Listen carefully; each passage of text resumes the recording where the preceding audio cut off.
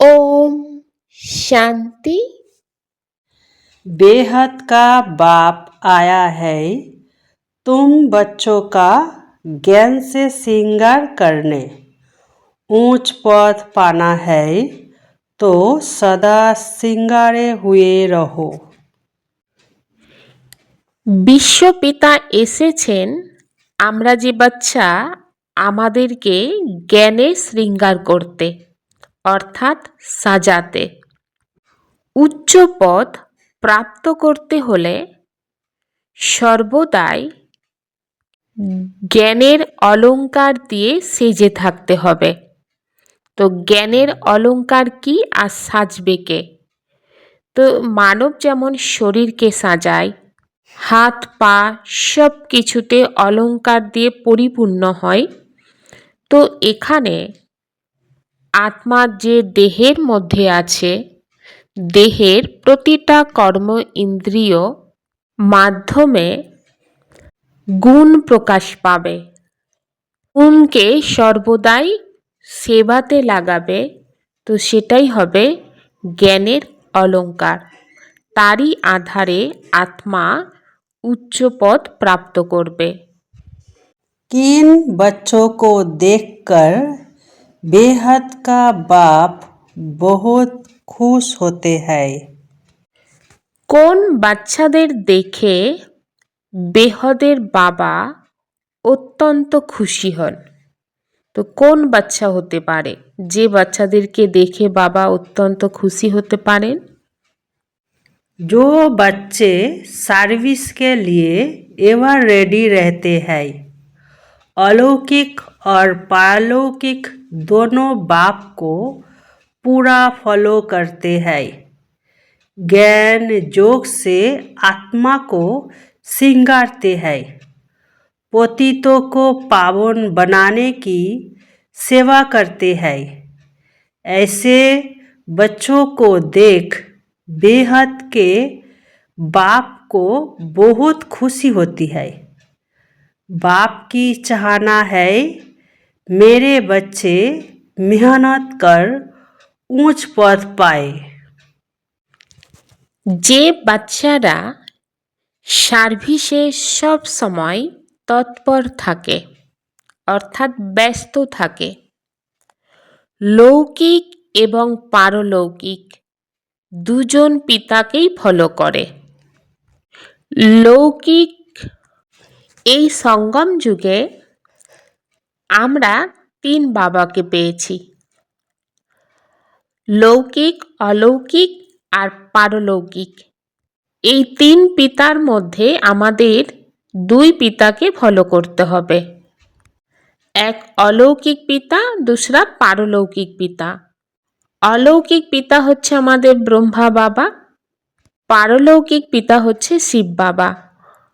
অলৌকিক পিতা কিভাবে, অর্থাৎ ব্রহ্মা বাবা কিভাবে এই যজ্ঞ সেবা করেছে, কিভাবে নিজেকে পরিবর্তন করেছে, কিভাবে পুরুষার্থ করেছে, আমাদেরকে ফলো করতে হবে।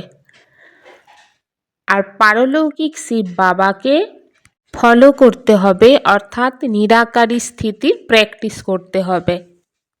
এই দুই বাবাকে ফলো করে জ্ঞান যোগের মাধ্যমে নিজের আত্মাকে পতিত থেকে পাবন করতে হবে আর আত্মাকে শৃঙ্গার করতে হবে। এই রকম বাচ্চাদেরকে দেখে বিশ্বপিতা বাবা খুব খুশি হয়ে ওঠেন। বাবা চান আমরা বাচ্চারা পরিশ্রম করে উচ্চ পদের প্রাপ্ত করি। সেই কারণে বাবা বলেন, যেমন লৌকিক বাবা বাচ্চাদের প্রতি স্নেহ থাকে, সেরকম বিশ্বপিতা বাবারও বিশ্বের যে আমরা বাচ্চারা আমাদের প্রতিও বাবার স্নেহ থাকে। যেমন একজন বাবা বাচ্চাকে শিক্ষাও দেন এবং সতর্ক করে তোলেন, যাতে বাচ্চারা উচ্চ মর্যাদায় লাভ করতে সক্ষম হয়। আর এটাই বাবার চাওয়া থাকে। একই রকম ইচ্ছা জগৎ পিতার মধ্যেও থাকে। আর বাচ্চারা যত সুন্দর করে পুরুষার্থ করে, এতে অলৌকিক বাবা এবং পারলৌকিক বাবা দুজনেই খুব খুশি হন। तुम बच्चों को बाप सिंगारते हैं, प्योर घर में बनबाहों में रहते हैं। इस समय तुमको भी साधारण रहना है, ना ऊंच ना नीच। बाप भी कहते हैं साधारण तन में प्रवेश करता हूँ। कोई भी देवधारी को भगवान कह नहीं सकते। বাবা তোমাদের সুসজ্জিত করে তোলেন। একজন মা বাবার বাড়িতে থেকেও সরলতার সাথে জীবন যাপন করে। এই সময় তোমাদের খুব সাধারণ হতে হবে, বেশিও নয় কমও নয়। বাবা বলেন, আমি এসে সাধারণ শরীরেই প্রবেশ করি। অর্থাৎ ব্রহ্মা বাবার মধ্যে যে প্রবেশ করেছিলেন, তখন ব্রহ্মা বাবার নাম ছিল দাদা লেকরাজ। শরীরের বয়স ছিল 60 বছর। তিনি দুনিয়াতে ছিলেন এবং হীরে ব্যবসায়ী হিসাবে ছিলেন, মানব হিসাবে ছিলেন। তো সাধারণ শরীর। কোনো দেহধারীকে ভগবান বলা যায় না, কারণ দেহধারী মানে সর্বমান্য নয়। ভগবান তাকেই বলা হয় যে সর্বমান্য, অর্থাৎ সকল ধর্মের মানব যাকে মানে, এবং সর্ব উচ্চ, যার ওপরে কেউ থাকে না। জন্ম মৃত্যুর রহিত, অর্থাৎ জন্ম মৃত্যুর চক্রের মধ্যে যিনি আসেন না। সর্বজ্ঞ, অর্থাৎ যে সব কিছু জানে, এই সৃষ্টির আদি মধ্য অন্তের রহস্য, তাকেই ভগবান বলা হয়। এই জন্য কোনো দেহধারীকে ভগবান বলা যায় না, কারণ ভগবান কোনো খাস কোনো জাতি, ধর্মের, বর্ণের, ভাষার জন্য হয় না, সবাইয়ের জন্য হয়। সেই দিক থেকে যদি দেখা যায়, তাহলে নিরাকার জ্যোতিষ স্বরূপ পরমাত্মাকেই ভগবান বলা হয়। আর ভগবান মানে সদ্গতি দাতা, যে দুর্গতি থেকে মুক্ত করে সদ্গতিতে নিয়ে যায়। কিন্তু কোনো মানবকে সদ্গতি দিতে পারে না। সদ্গতি দিতে পারেন সদ্গুরু। মানবের বয়স যখন 60 বছর হয়, তো তখন বানপ্রস্থ গ্রহণ করে এবং গুরুর শরণাপন্ন হতে চায়। এই যে নিয়ম, এই নিয়ম এই সময়ের জন্য, যেটা পরে ভক্তি মার্গে চলে এসেছে। আজকাল আবার ছোট ছোট বাচ্চাদেরও গুরু করিয়ে দেয়। তো কেন গুরু করিয়ে দেয়? কারণ তারা তো এখন বানপ্রস্থ অবস্থা নয়। তো যদি কারণ খুঁজে নেওয়া যায়, তাহলে আমরা এটাই দেখতে পাই যে মানবের মৃত্যুর কোনো ঠিক ঠিকানা নেই। তাই হঠাৎ করে যদি মৃত্যু এসে যায়, সেই জন্য বাচ্চাদেরও গুরু করিয়ে দেওয়া হয়। এই কারণে বাবা বলেন, তোমরা সবাই আত্মা। একজনই আছেন যিনি অবিনাশী উত্তরাধিকারী দিয়ে থাকেন এবং আমরা তার কাছ থেকে নিয়ে থাকি। দুনিয়ার মানব বলেন যে গুরু বিনা নাকি পার হওয়া যায় না, অর্থাৎ ব্রহ্মেতে লীন হওয়া যায় না। কিন্তু বাবা বাচ্চাদেরকে কি বলেন? লীন হওয়ার তো প্রশ্নই ওঠে না। এই সব কথা হলো ভক্তি মার্গের কথা। আত্মা তো বিন্দু এবং বাবাও বিন্দু। বাবাজি বিন্দু, বাবাকে জ্ঞানের সাগর বলা হয়। আর বাবা এই কথা বলেন যে তোমরা যে ছোট ছোট আত্মা, যার মধ্যে জ্ঞান ভরপুর থাকে, তোমরা সম্পূর্ণ জ্ঞান প্রাপ্ত করে থাকো। বাবা তো জ্যোতির্বিন্দু, কিন্তু বাবাই রূপ, বাবাই বসন্ত। তো পরমাত্মাকে রূপ, পরমাত্মার মধ্যে সম্পূর্ণ জ্ঞান ভরা থাকে। বাবা যখন জ্ঞানের ঝর্ণা প্রভাবিত করেন, তখন সমস্ত মানব পাপ আত্মা থেকে পুণ্য আত্মা হয়ে যায়। এবং বাবা গতি, সদ্গতি, এই দুটো জিনিস দিয়ে থাকেন। बाप कहते हैं मैं तुमको राजाओं का राजा बनाता हूँ। ये राजयोग है। अभी तुम मूल वतन, सूक्ष्म वतन, स्थूल वतन को जान गए हो। इतनी छोटी आत्मा कैसे पाठ बजाती है भी बना बनाया। বাবা বলেন, আমি তোমাদের রাজারও রাজা করে তুলি। অর্থাৎ কলি আর দাপর যুগের যে রাজা, তাদেরও রাজা অর্থাৎ সত্য যুগের রাজা করে তোলেন। এটা হলো রাজযোগ। তোমরা এখন মূল বতন, সূক্ষ্ম বতন, স্থূল বতন সম্পর্কে জেনেছ। এত ছোট আত্মা কত রকম পার্ট প্লে করে, কারণ আত্মা তো অতি সূক্ষ্ম, কিন্তু এই আত্মা 84 জন্মের পার্টকে প্লে করছে। তো কত রকমের পার্ট প্লে করছে? পার্টও পূর্বে নির্ধারিত। একে বলে অনাদি অবিনাশী ওয়ার্ল্ড ড্রামা। ড্রামা তো চলতেই থাকে, এতে সংশয়ের কোনো প্রশ্ন নেই। বাবা এসে এই সৃষ্টির আদি, মধ্য, অন্তের রহস্য বুঝিয়ে বলেন। তার আধারে বাচ্চারা সুদর্শন চক্রধারী হয়। বা বলেন, তোমাদের বুদ্ধিতে সম্পূর্ণ চক্র ঘুরতে থাকে। এর ফলে তোমাদের পাপ কেটে যায়। এই সময় 5 বিকারের সাথে মানবের যুদ্ধ চলে।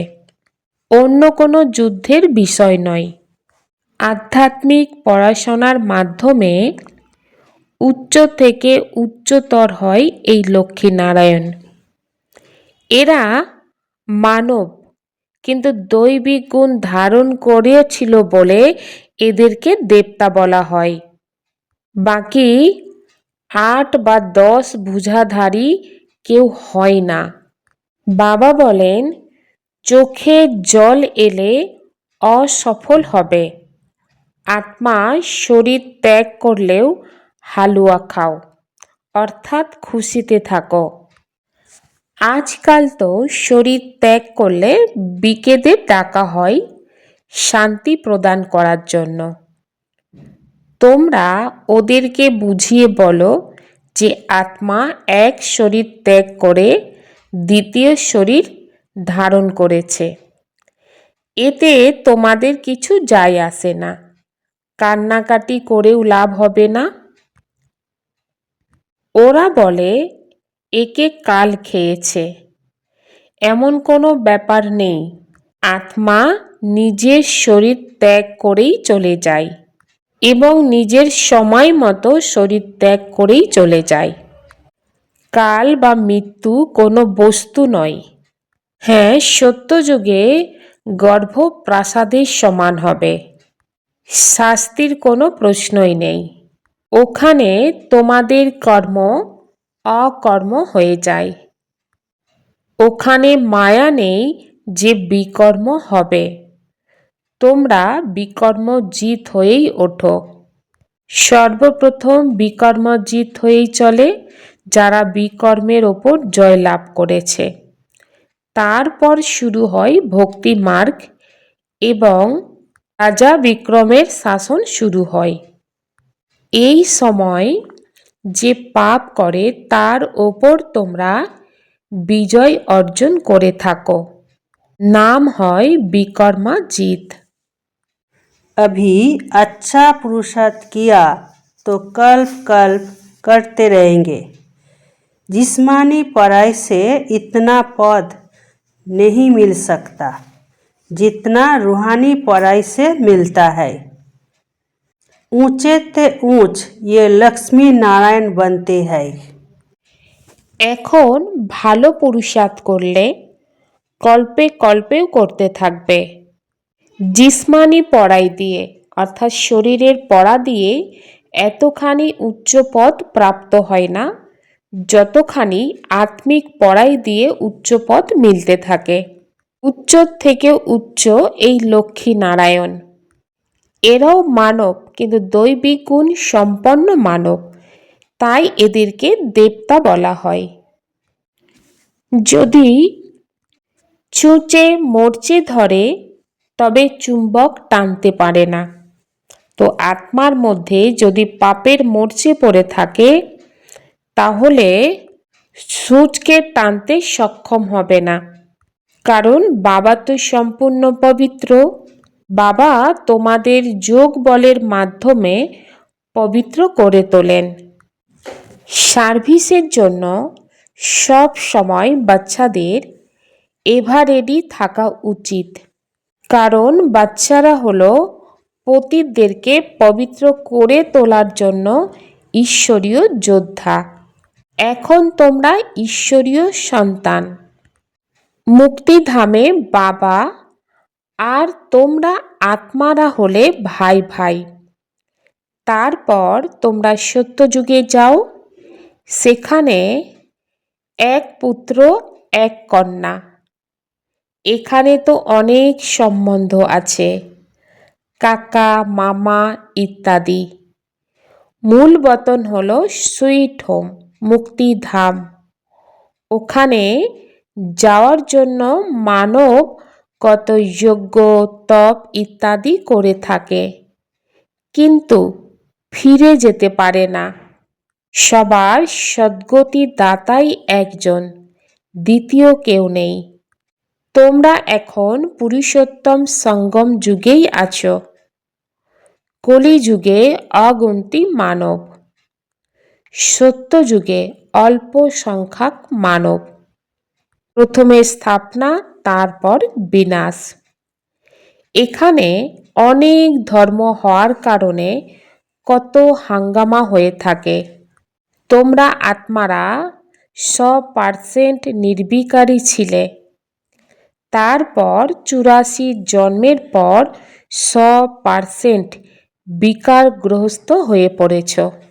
এখন বাবা এসে সকল আত্মাকে জাগিয়ে তুলছেন, বলছেন জাগো, সত্যযুগ আসছে। যিনি সত্য, সেই বাবাই তোমাদের 21 জন্মের জন্য উত্তরাধিকারী দেন। ভারত সত্যখণ্ডের পরিণত হয়, কারণ বাবা এই সময় এসে সত্যখণ্ড নির্মাণ করেন। মিথ্যা খণ্ডকে কে তৈরি করে? তো এই 5 বিকাররূপী রাবণই তৈরি করেছে। আর সেই কারণে মানব রাবণের কুশপুতলিকা তৈরি করে জ্বালিয়ে দেয়, কারণ এই রাবণ হলো নাম্বার 1 সবচেয়ে বড় শত্রু। মানবের জানা নেই। स्वदर्शन चक्र फिराते पापों को भस्म करना है। रूहानी पढ़ाई से अपना पद श्रेष्ठ बनाना है। किसी भी परिस्थिति में आंसू नहीं बहाने हैं।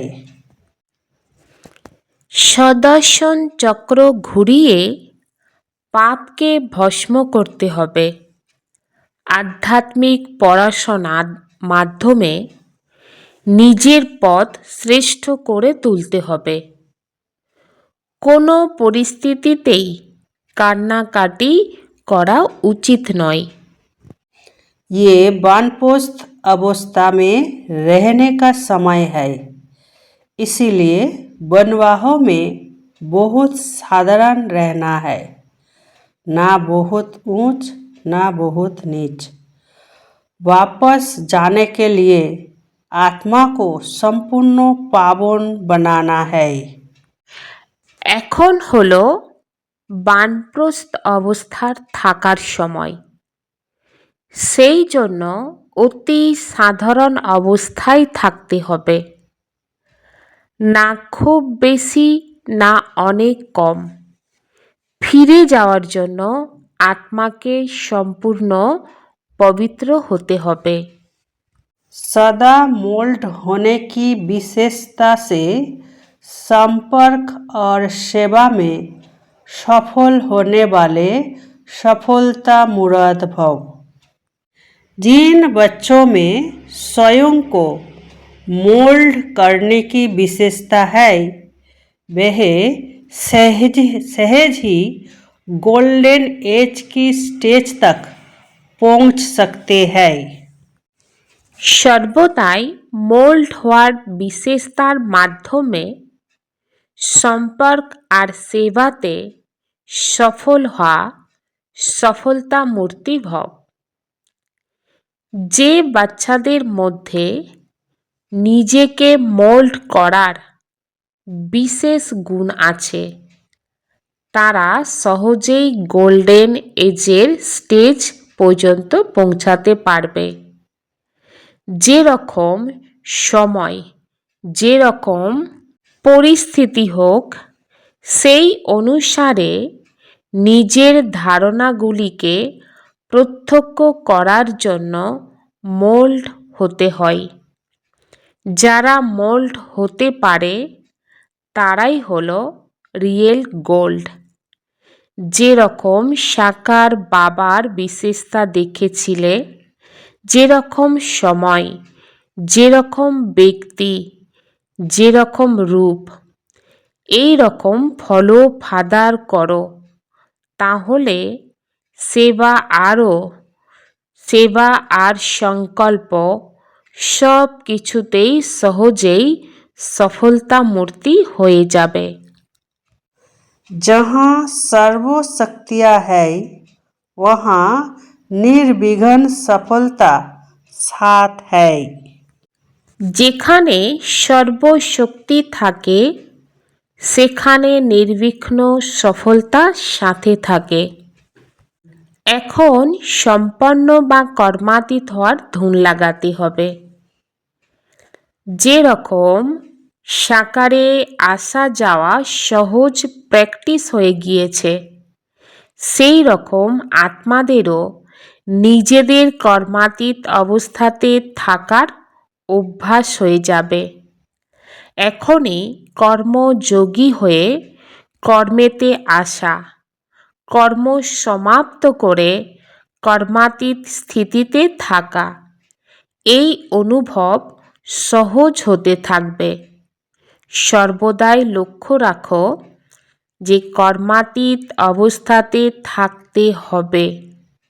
নিমিত্ত মাত্র কর্ম করার জন্য কর্মযোগী হয়ে পুনরায় কর্মাতীত। ওম শান্তি।